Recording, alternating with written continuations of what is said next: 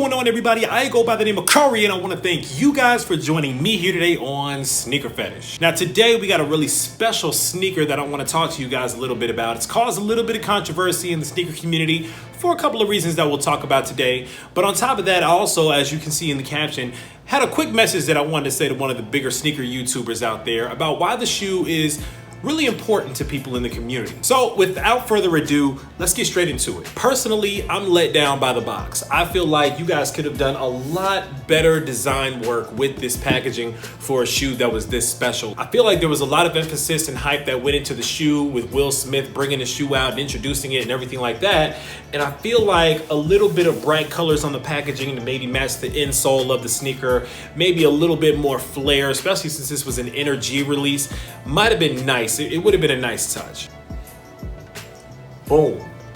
And there it is, ladies and gentlemen. This is the Air Jordan 5 Fresh Prince. Now, for those of you guys who don't know the backstory, Will Smith's birthday recently passed, his 50th birthday. And to commemorate that, he teamed up with Nike and Jordan Brand to come out with this special limited edition Grape 5, but people are calling it the Fresh Prince 5s for some reasons that we'll talk about very quickly. Now, if you notice, it's an all-white upper with that classic Jordan 5 Grape colorway. You have that nice teal Nike Air OG branding on the back of the shoe with that really nice nylon grape tongue with that teal stitched Jumpman. You're gonna get teal on the back of the tongue here with that classic upside down Air Jordan logo. And of course, on the midsole of the sneaker, you have that nice teal and grape with black OG Nike insignia on the outsole of the sneaker with that translucent outsole with that really nice teal Jumpman right there in the front of the foot. Going a little bit deeper on the insole of the shoe, you got the nice green Air Jordan with the Fresh Prince font. And that goes against that nice pink and yellow 1990s Fresh Prince wardrobe background. Of course, the most noticeable thing about this sneaker is that it is actually a slip-on. It qualifies as a slip-on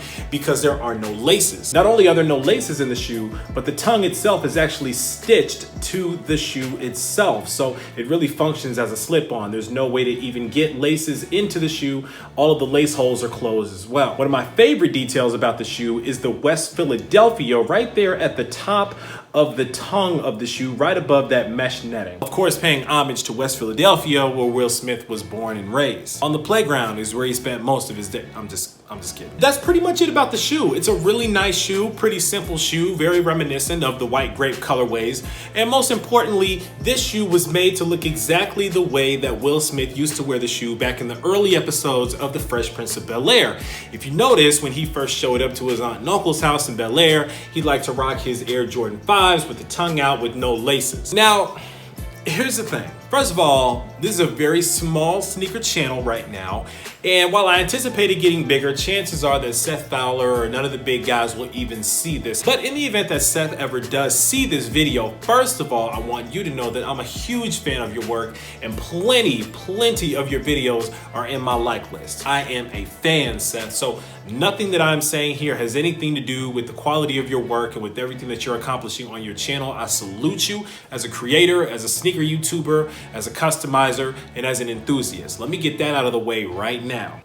That being said, I noticed in Seth Fowler's video, and I'll link it down below as a matter of fact, he takes a lot of issue with the fact that there are no laces in the sneaker. He also takes issue with the fact that there are no holes where the laces should even go, not even giving people the opportunity to put laces in the shoe if they wanted to. That Jordan Brand really just stuck us with this shoe that had a lot of potential being a classic white grape Jordan 5 OG and kind of put this theme on it that blocked a lot of the creativity in the sneaker. And I get it. I understand why people are upset. I understand why people are frustrated about the fact you can't put laces into the shoe.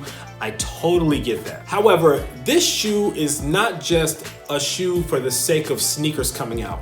This shoe has a lot to do with our culture. So here's the thing, there are a lot of people that are fans of the Fresh Prince of Bel-Air, and that's a beautiful thing. A lot of people love the show, all different backgrounds, creeds, races, nationalities, ethnicities, all of that. Everybody loves the Fresh Prince of Bel-Air.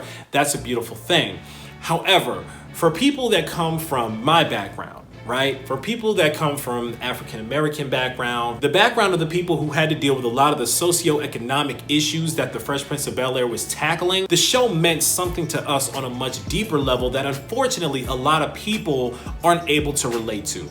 So when you have a sneaker like this that comes out that represents not only the show, but that moment in time and the message that was trying to be portrayed in that show, I don't know, it means something a little bit deeper to us. It means something deeper to me. This is a way to kind of cement a moment in time that was very transformative for African Americans. The Fresh Prince of Bel-Air came out during a time where we had a lot of positive African American role models on TV. We had Dwayne Wade on A Different World that was rocking his Jordans. We had the Huxtables on The Cosby Show that was a positive black image. We had Carl Winslow and his family on Family Matters. We had some really nice positive black family images on the screen. Will's character represents evolution for us. You know, it represented being yourself and being an individual, but also being very aware of the things that are going on around you, how we're accepted in society versus how we're not accepted in society. Will remained true to himself. And at the end of the day, once the show was over, that's really what made our hearts go out to Will so much, was the fact that he never lost touch with who he was and where he came from. And dealing with a lot of the things that we personally deal with in our culture, you find a lot of times that we're always being told to mute things or to mute ourselves or to dumb down ourselves or whatever the case may be it in the way that we look, the way that we talk, and of course in the way that we dress. People wanted to be like Will the way that people wanted to be like Mike. And that's the reason why this sneaker works on so many different levels, because Will Smith was a role model for a lot of people. He was a superhero to a lot of people. Everybody wanted to be as cool as the Fresh Prince, to dress like the Fresh Prince. Remember, Will Smith was the one that flipped his blazer inside out at the school and got everybody to start rocking their blazers like that. Will was a trendsetter in the way that he dressed and the way that he looked. And one of the biggest trends that he used to set was not putting laces in his Jordan 5. So why would we allow the opportunity to put laces in it, or why would Jordan Brand add laces to it if this is supposed to be reminiscent of the type of trendsetter that Will Smith was back on the Fresh Prince? It doesn't make sense. This shoe is paying homage to that. It's paying homage to Will Smith. It's paying homage to the Fresh Prince. It's paying homage to all of his contributions, both in entertainment, in movies, his philanthropy, everything that he's doing. So it's only right to pay homage to Will and to accept this shoe for what it is. I think that's one of the problems that we have a lot of times, is that we have expectations without accepting art as it is.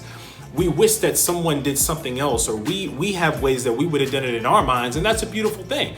I'm seeing customizations all day long about people poking the holes out and adding their own laces to it, and that's beautiful. That's art. However, this shoe in and of itself was also art. And like I said, it was art that's reminiscent of a time in our history, for our culture, that was very, very important to us. In the sneaker community, I feel like sometimes we get caught up on what we think looks good, or what we want something to be, or where something is lacking, instead of just, like I said before, accepting the art for what it is. You know, you wouldn't go to an art museum and look at a photo and be like, oh, well, that's okay, but what they really should have done was tweak this a little bit or add some more colors here or something like that. When you go to an art museum, you look at the picture and you appreciate the artist's work for what it is. Now, this shoe isn't gonna be for everybody. Every shoe is not for everybody, and by all means, that's perfectly fine if the shoe is not for you. However, for me, not only do I think that the sneaker itself is dope, but the message that's behind it and what it represents, the time in history, the time in Black history, the time in television history that this shoe represents,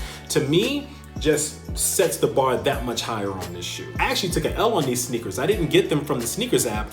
However, Cream up in Virginia, the boutique that Pusha T is a part owner of, they were doing email invoices on this one. So I tried for a size 9. They refunded me back my money because they didn't have it. And then I tried for a 9.5. And thank goodness, luckily, I was able to grab the 9.5 in this shoe. But I really hustled to get this sneaker because I just had to have it that bad. You know, and like I said, this represents a lot more to me than just the shoe. Yeah, looking at the shoe, yeah, I can see you might want to add laces or something like that, but man, you know, when you take the sneaker and you appreciate it, and you appreciate this model as a moment in time that's really been frozen through this shoe, it takes on a whole new meaning. So that's just personally how I feel about the shoe. That's just personally how I feel about the culture.